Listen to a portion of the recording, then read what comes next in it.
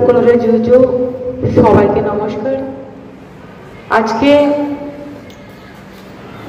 আমাদের 4 নম্বর কলমছড়া শ্রদ্ধেয় এমডিসি বিমল চাকমা মহাশয়ের উদ্যোগে ওনার তহবিল থেকে যে শাড়ি এবং পাঁচটা সাথে যে বিভিন্ন যন্ত্র সামগ্রী যেগুলো না হলেই না হয়, যে কোনো সাংস্কৃতিক অনুষ্ঠানের ক্ষেত্রে বিভিন্ন সামাজিক ক্ষেত্রে সেগুলো ব্যবহার করা হয়। তো আজকে ওনার উদ্যোগে যে সুন্দর প্রোগ্রাম আয়োজন করা হয়েছে, সেই প্রোগ্রামে উপস্থিত হয়েছে আমাদের মাঝে শ্রদ্ধেয় এমডিসি বিমল চাকমা মহাশয়, উপস্থিত রয়েছেন আমাদের মাঝে করমসর এলাকার মন্ডল সভাপতি, যিনি সর্বদা এই করমসর এলাকাকে কিভাবে এগিয়ে নিয়ে যাওয়া যায় এবং জনগণের স্বার্থে কথা বলেন, শ্রদ্ধেয় সঞ্জীব দেববর্মা মহাশয়। এবং উপস্থিত রয়েছেন আমাদের মাঝে জাতীয় ঊনকোটি দিলীপ ত্রিপুরা মহাশয়।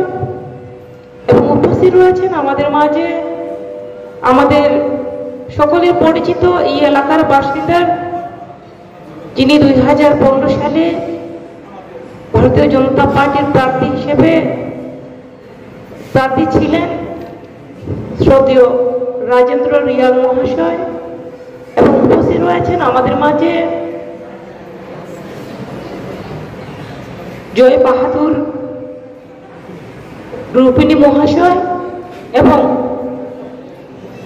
আজকে এই প্রোগ্রামে উপস্থিত বিভিন্ন জায়গা থেকে আগত সোশ্যাল ওয়ার্কার থেকে শুরু করে ডিপার্টমেন্টের পাশাপাশি যারা এই প্রোগ্রামে উপস্থিত হয়েছেন, প্রত্যেককে আমি আমার ব্যক্তিগত পক্ষ থেকে, ত্রিপুরা সরকারের পক্ষ থেকে আপনাদেরকে জানাই অনেক অনেক শুভেচ্ছা এবং অভিনন্দন।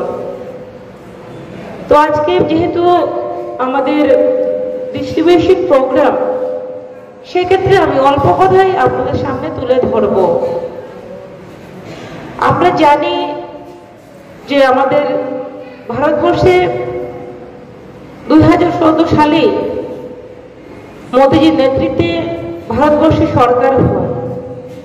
সেই তখন থেকে আমাদের কেন্দ্র সরকারের বিভিন্ন স্কিম চালু করা হয়। একটাই লক্ষ্য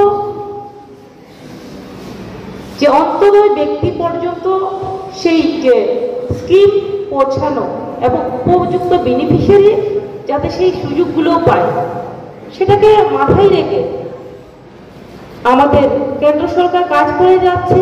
পাশাপাশি যে আমাদের 2018 সালে আমাদের ত্রিপুরা রাজ্য সরকার হয়, সেই তখন থেকে আমরা কেন্দ্র সরকার এবং রাজ্য সরকার মিলে আমরা কাজ করে যাচ্ছি। একটাই লক্ষ্য, আত্মনির্ভর ভারত, আত্মনির্ভর ত্রিপুরা গড়া। সেই লক্ষ্যমাত্রাকে সামনে রেখে আমাদের সরকার কাজ করে যাচ্ছে এবং স্বচ্ছতাকে গুরুত্ব দেওয়া হয়েছে।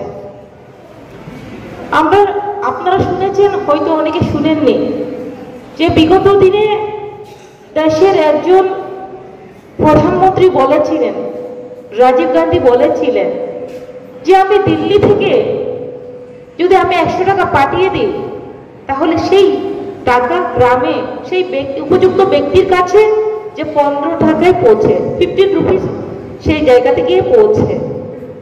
তো উনি জানতেন যে মাঝখানে যেটা সেই জায়গাতে করাপশন হচ্ছে, সুস্থভাবে সেই টাকাগুলো সেই ব্যক্তির কাছে পৌঁছাচ্ছে না। উনি নিজেই স্বীকার করেছেন করাপশন হচ্ছে, কিন্তু সেটাকে কিভাবে দূর করা যায়, সেটাকে কিভাবে সমাধান করা যায়, সেই বিষয় নিয়ে সেই তখনকার দেশের প্রধানমন্ত্রী রাজীব গান্ধীজি ভাবেননি, চিন্তা করেননি। দেশের প্রধানমন্ত্রী যখনই আমাদের প্রধানমন্ত্রী হয়েছেন মোদিজি সেই তখন থেকে করাপশন দূর করার জন্য সবাইকে বলেছিলেন, দেশের প্রত্যেকটা কোণে কোণে বলেছিলেন আধার কার্ড করার জন্য। সেই সময় অনেকেই বলেছিল যে আধার কার্ড কি করা হবে, অনেকেই বলেছিল আধার কার্ডের, অনেকে পার্টির বিভিন্ন দলের অনেকে পাবলিক বিরোধ করেছিল, কিন্তু তখন বলা হয়েছিল আধার কার্ড করতে হবে, পাশাপাশি প্রত্যেকটা পরিবার প্রত্যেকটা ব্যক্তি যাতে অ্যাকাউন্ট তৈরি করে সেটাও বলা হয়েছিল।